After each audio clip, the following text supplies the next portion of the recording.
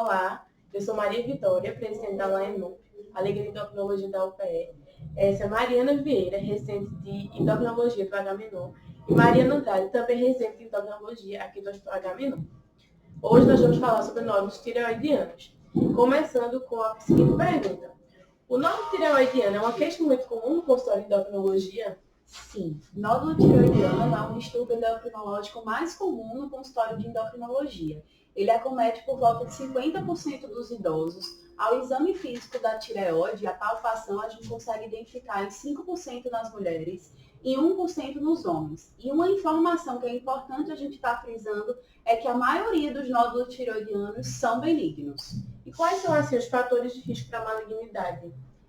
Antes de citar os fatores de risco associados à malignidade, é importante falar que o que marca o câncer de tireoide é a presença do nódulo tireoidiano. Mas como Mariana já frisou, a maioria desses nódulos ela vai ser benigna.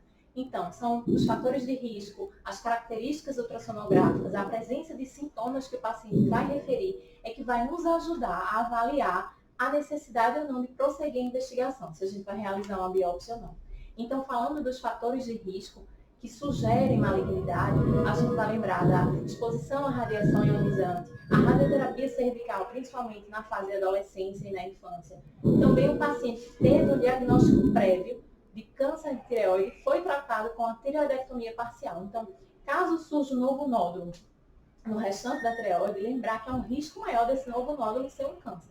História familiar, ou seja, parentes de primeiro grau, que tem um diagnóstico de câncer de tireoide, características do nódulo, é aquele nódulo que é endurecido, que ele está preso a planos profundos, ou seja, ele é pouco móvel, que tem associado alterações na voz, ou a presença de gânglios cervicais, as linfonodomegalias. São todas características que podem sugerir, são fatores de risco para a malignidade.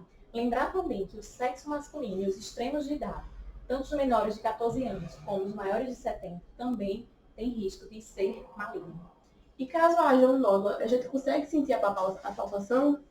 No geral, o exame físico ele é normal, porque esses nódulos eles são muito pequenos. Eles serão impalpáveis na maioria dos casos. Lembrar também que os pacientes, na maioria das vezes, eles são assintomáticos, eles não vão ter nenhuma queixa. Eles podem referir uma sensação de que há algo preso na garganta, uma rouquidão, até mesmo dor, dificuldade da deglutição, mas isso tudo vai depender do local e também do tamanho desse nódulo. Mas, no geral, os nódulos são impalpáveis. Certo? Alguns pacientes falam que tinham um nódulo e ele sumiu. Esse nódulo pode desaparecer? Não, o nódulo ele não some. Vamos lembrar que, falando do nódulo, da parte sólida, ele não some. O nódulo ele pode ser misto, ou seja, ele tem uma parte cística, que é uma parte líquida, que pode ser reabsorvida. Então, às vezes, o que acontece é que o paciente ele palpa o nódulo, porque a parte cística ela tem um tamanho considerável, essa parte é reabsorvida, ele passa a não palpar e acha que o nódulo sumiu, mas a parte sólida continua lá. Lembrar também que na doença de Hashimoto ou nas outras tireoidites, há alterações na textura da tireoide. E essas alterações elas podem formar o que a gente chama de falsos ou pseudonódulos, que a depender do estágio do processo inflamatório, eles podem sumir. E também não é menos importante lembrar que a ultrassonografia é o exame operador dependente. Ou seja, ela pode gerar laudos diferentes, a depender do aparelho utilizado ou até da experiência do radiologista. É uma coisa que a gente orienta sempre os pacientes que fazem acompanhamento ultrassonográfico do nódulo, que eles realizem sempre no mesmo local e com o mesmo radiologista para evitar essas falhas. É importante fazer essa ultrassonografia uma vez por ano para rastrear o câncer de tireoide? Não é recomendado ultrassonografia anual de rastreio para câncer de tireoide. Por quê? Porque a ultrassonografia ela é um exame bastante sensível. O que isso quer dizer? Que ela vai encontrar a maioria dos nódulos, inclusive os nódulos não malignos. E isso vai gerar preocupações desnecessárias para o paciente, além de levá-lo a realizar procedimentos invasivos também desnecessários. Claro que se o médico ele encontra algum nódulo no exame físico do paciente, ele vai sugerir a ultrassonografia para fazer uma avaliação adequada. Mas, no geral, não. A gente não faz uma ultrassonografia para rastrear câncer de tireoide. Certo. E quais são essas características que denotam o risco de malignidade na ultrassonografia? Existem algumas características específicas, como, por exemplo, o nódulo que é sólido ou predominantemente sólido, que é hipoecóico, que tem margens irregulares ou microlobuladas, que tem espículas, que tem microcalcificações. A gente fala também o nódulo que é mais alto do que largo. São todas características suspeitas que podem exigir a realização de um exame citológico. Claro, não vai ser uma característica dessa que já vai fazer com que a gente peça a punção. A gente vai avaliar uma quantidade, uma soma dessas variáveis associada ao tamanho do nódulo. E aí a gente vai indicar ou não a punção. Quanto aos hormônios tireoidianos, a gente precisa realizar essa dosagem? Na presença de um nódulo tireoidiano, a gente sempre vai avaliar a função tireoidiana, ou seja, a produção hormonal, se há uma produção hormonal pelo nódulo. A começar pela dosagem do TSH, que é o hormônio estimulador da tireoide. Caso ele venha reduzido, a gente vai passar para a cintilografia, que é um exame que vai avaliar a captação de iodo pela tireoide. Se o nódulo ele for hipercaptante, ou seja, um nódulo funcionante, é um nódulo que produz hormônio, a gente parte para tratar o hipertireoidismo e lembrar que nesses casos há uma maior tendência à benignidade. Nódulos funcionantes, em geral, eles são benignos. Caso a cintilografia ela seja hipocaptante, a gente pode averiguar e a gente vai avaliar se vai ser necessário ou não a punção.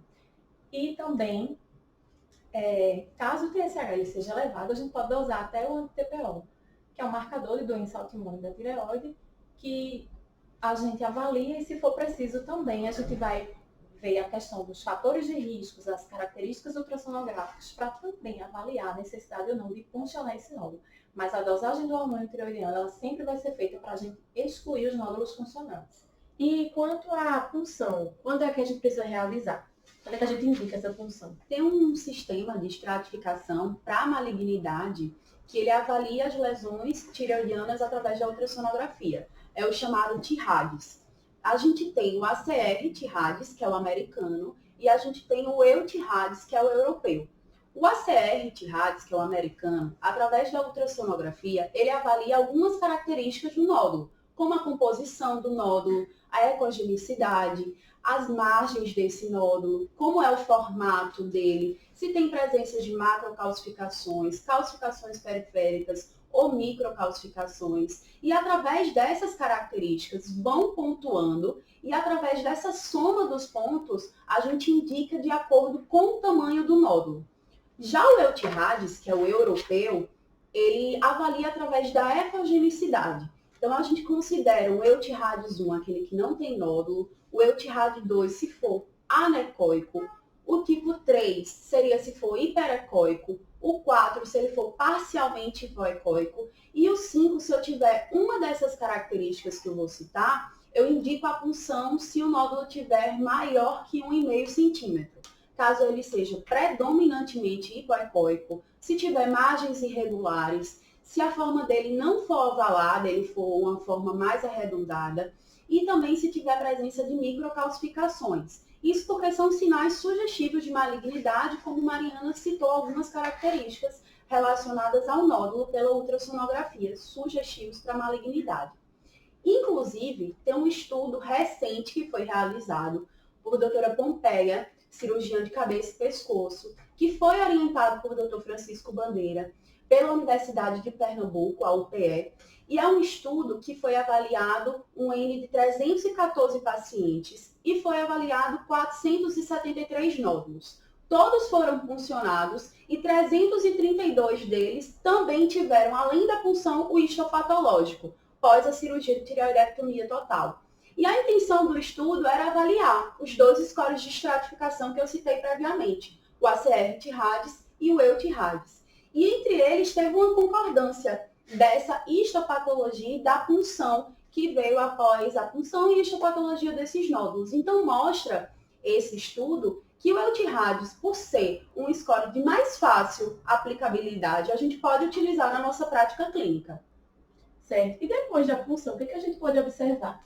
Tem uma classificação que se chama de Bethesda, que ela avalia o citopatológico após a punção. Então, a gente vai ver se o nódulo é benigno, se é um nódulo indeterminado, que fica naquela zona que a gente pode ser que seja sugestivo para malignidade em até 30% dos casos, mas é inconclusivo e pode ser que venha maligno. Certo. Existe alguma medicação que possa diminuir ou eliminar o nódulo tireoidiano? Não existe nenhuma medicação que possa diminuir ou eliminar o nódulo tireoidiano. Em relação falando dos hormônios tireoidianos, como a levotiroxina, não há benefício em você usar o hormônio para tratar o nódulo, nenhum benefício, pelo contrário. você usar o hormônio numa glândula que funciona normalmente, você pode trazer complicações como uma tireotoxicose, que vai simular um hipertireoidismo, problemas cardíacos, problemas nos ossos. Então, não, a gente não usa nenhuma medicação. Lembrar que a gente está sempre frisando aqui, os nódulos de tireoide, na maioria das vezes, são benignos, ou seja, não vão necessitar de tratamento. Caso o médico suspeite de câncer, ele vai indicar a cirurgia. Claro, são as alterações ao exame físico, as características ultrassonográficas, o tamanho desse nódulo, a velocidade com que esse nódulo cresce, até o resultado da punção é que vão poder indicar ou não o tratamento, que na maioria das vezes ele é cirúrgico, seja uma tireoidectomia parcial ou total, mas também pode ser feita a ablação por radiofrequência, que é como quando se queima o nódulo, como uma cauterização. Certo? Então, depois da punção, qual seria o próximo passo? O próximo passo, após a punção, a conduta é guiada de acordo com o resultado da citologia. Como a Mariana já falou, existe essa classificação BTEJA, que é ela que vai guiar a conduta após a punção. Então, o tratamento, a conduta em si, ela pode variar desde o acompanhamento ultrassonográfico até a realização da cirurgia. O porém caso esse nódulo seja classificado como um BTEJA 3 ou 4, ele é dito indeterminado, ou seja, a punção, a citologia não conseguiu definir se o nódulo é benigno ou maligno. E a partir daí a gente tem dois caminhos.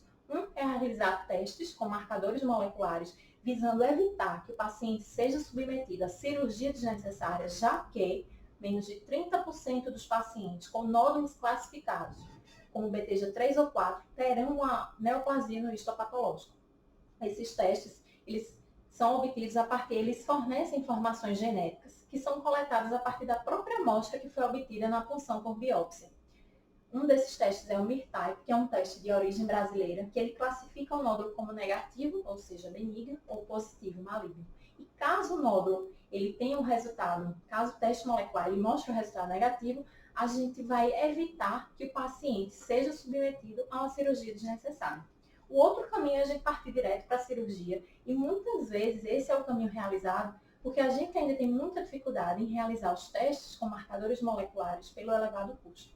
Então, quando a punção ela não foi capaz de definir a benignidade do nódulo, a gente parte para a cirurgia para aí a gente avaliar se esse nódulo era benigno ou maligno.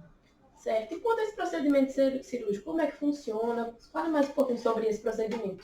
Na maioria dos casos, hoje em dia, é realizada a tireoidectomia total, que é a retirada total mesmo da tireoide. E tem alguns casos que principalmente deve ser realizada a tireoidectomia total. Quando eu tenho uma doença nodular bilateral, quando eu tenho nódulos acima de 4 centímetros, nódulos abaixo de 4 centímetros, mas com alta sugestividade para malignidade. E lobectomia, há também esse procedimento, que é a retirada parcial da tireoide. Anteriormente era mais realizada, hoje ainda é realizada, mas em casos especiais. Certo, então a gente finaliza por aqui. Foi um prazer tirar essas dúvidas com vocês, dúvidas tão comuns, né, na nossa prática. E para quem quiser tirar alguma dúvida sobre nódulos tireoidianos, pode colocar no Instagram que a gente vai ter o maior prazer em responder. Estamos sempre à disposição.